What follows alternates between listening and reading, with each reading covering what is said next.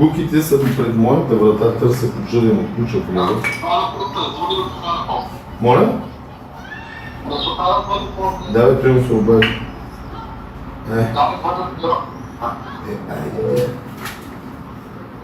Вчера само да изчистя магнези, за да вляза. Бах, това магнези. Взех 2 грама да веднъж да еба копелито си. Пак ме набутат с пари, момчета, да излизам.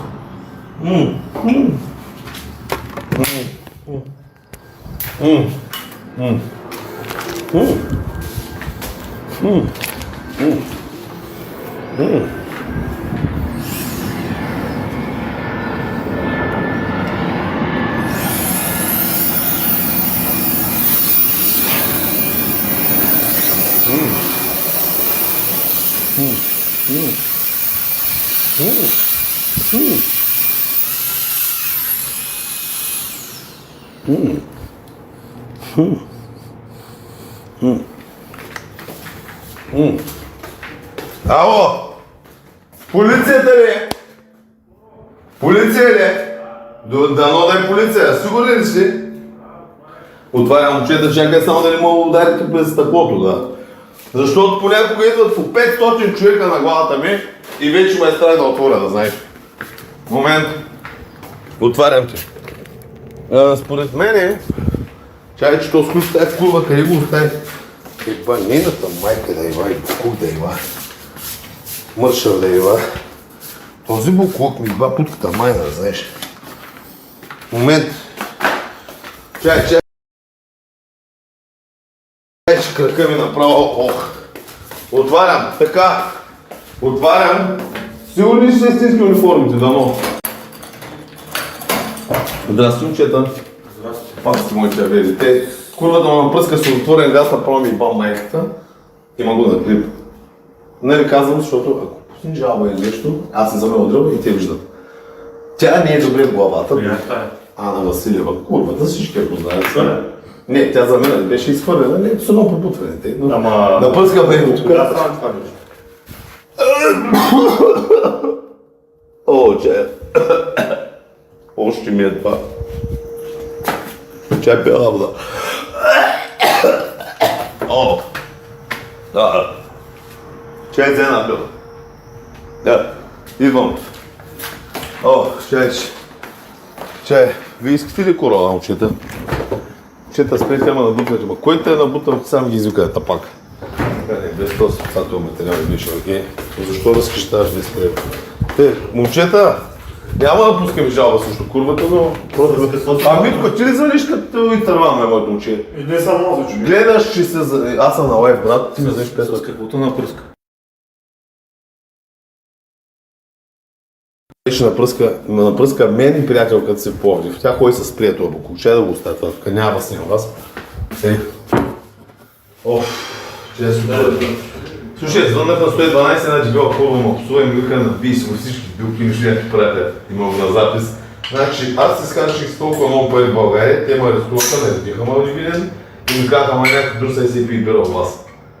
Признавам, че го друсах с това. Брат, ще ти признае, друсах с кокаин, но не притежавам в момента, защото като видяхме водки, шмъках 1 грам и за това взях каша.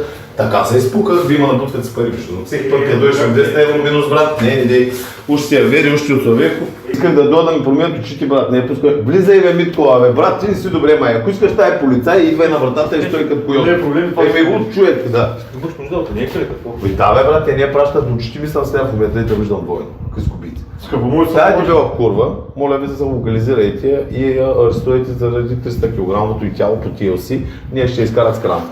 Това е. Фен съм на полицайите в Бургас, вие сте маняци, то човек е на стероиди 100%, ти трябва да тренираш малко да изпълниш униформа. Това е. Няма стероиди. Не, нацепене колената. Аре, ти ги разправи на някой друг, но не и на мен. Ако искаш да ми... Няма да го обявам видео, нищо няма да дам. Много хубав тестостерон подарък за полицията. Всичките искам да сте с висок тестостерон, обаче като Догман, гайски пречукайте тях, не да ме фаните мен и да ми вземат телефоните, а циганите да се отличат, да ми вика той, имам 10 проститутки българки.